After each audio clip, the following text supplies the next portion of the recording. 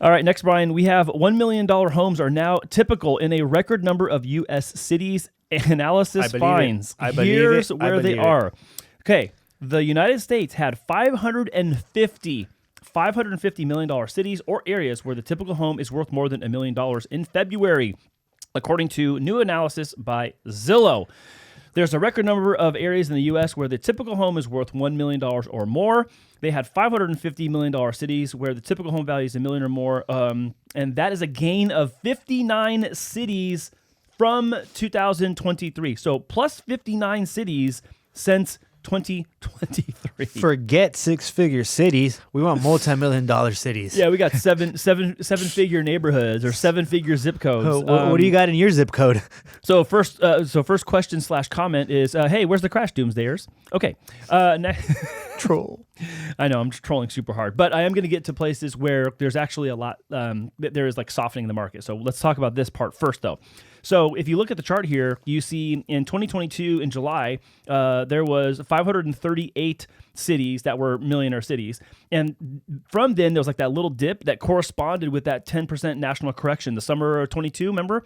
So the summer of 22 to like the fall of 22, there was like this little correction. Everyone thought, oh, here comes a crash. No, it was a correction. It was about 10% average. That's just me using easy numbers for the show. But now here we are back to February 2024. Now we're at 550 cities that have $1 million status or more, and that's net. That number still includes any areas that have fallen off that list. Say they were at 1,000,005, and now they're at 999,000.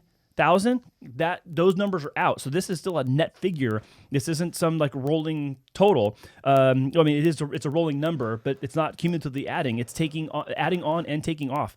So you still had cities that rolled off of this list in that same time frame as well, Brian. That's ridiculous. I just feel like since 2012, 13, just been going up. Well, we talked about this last week on the show. In 2014 to 2024, the median home price has doubled. Ridiculous. It's just straight up. I just drew a line. I'm like, yeah, straight up line. I'm like, wow. Yeah, shortest distance between 2 points is a straight line. I should have went long on the housing market. So what was I doing? California has the most $1 million cities with 210. So of the 550, 210 of them are in California. Woo, woo. That's just about 40%. So the next 5 runner-up states, check this out. This is a crazy statistic. The next 5 combined are less than California. So New York, New Jersey, Florida, Massachusetts, and Colorado make up less $1 million cities than California's 210. It's ridiculous. I mean, I've been at houses these last couple of weeks, and every house that I've been at, open house or just walked here in the neighborhoods, and they're not in crazy areas either. The prices are all above $1 million. You walk in the house, some of them are like, okay, yeah, it could be worth it. Others are just kind of like, well, you're lucky you're in this neighborhood.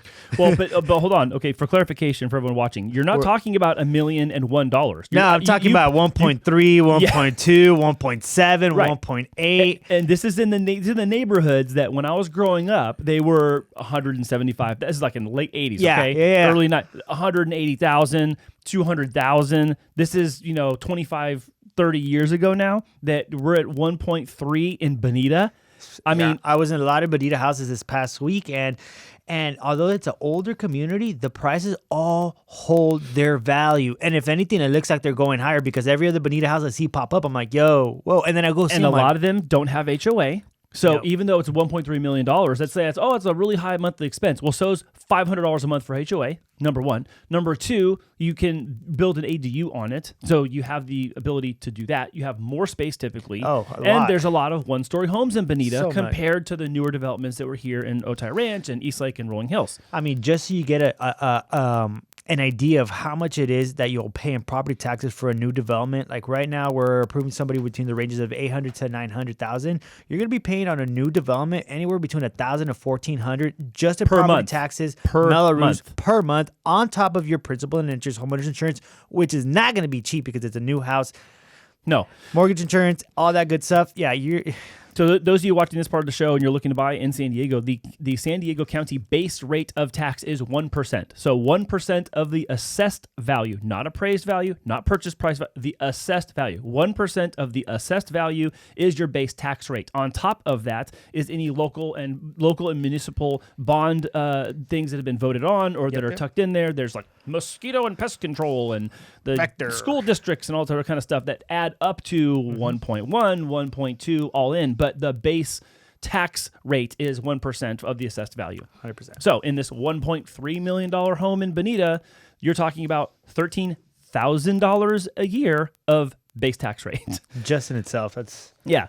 So you have states that have lost a couple. I'll say a handful of neighborhoods or zip codes that are lower than $1 million now. But again, this is not evidence of a crash. It could be a correction, or it could be softening, or it could be that demand is now shown up, or not demand, that supply has shown up in some of these areas. Also, I think the mass migrations that we saw a couple of years ago have mostly slowed. Yeah. I know that there's still a lot of people leaving California and they're leaving other areas that they don't want to be in for a variety of reasons that I'm not going to get into, but I know that there is going to be probably more places added to the $1 million city list versus being taken off. Oh, 100%. And I mean, houses are just continuously going up. I mean, I don't see it slowing down. It's not going to go up forever, but for the time being...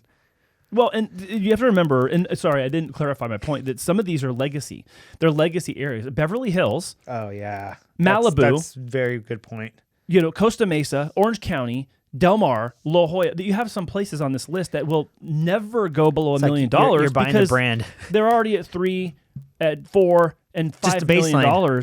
Right. So, what's happening is you have suburbs that are entering into this threshold, but these, let's say, higher cost areas like New York City. How about Miami?